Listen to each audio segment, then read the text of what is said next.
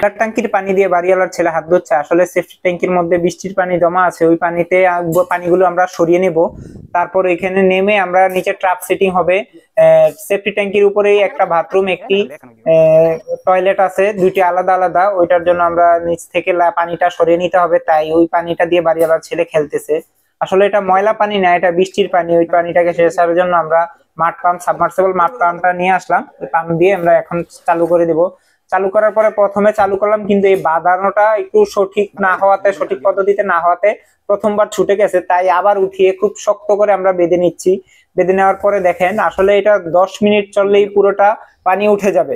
10 minute চললেই পুরো পানি উঠে যাবে। দেখেন কত সুন্দর পানি উঠতেছে, খুব দ্রুত। আশা করি 10 থেকে 15 মিনিটের মধ্যেই পানিটা উঠে যাবে। আর বাড়িওয়ালার ছেলে ওইদিক দিয়ে পানিটা ধরতেছে। আসলে ও দুষ্টামি করতেছে, খেলতেছে না। আর অবশ্যই আমাদের কাজগুলো কেমন হয় আপনারা কমেন্ট করে বলবেন। শুধুমাত্র নিজেদের কাজের সুবিধার্থে আসলে মাঠ পাম্পটা দিয়ে পানিটা ফেলতেছি।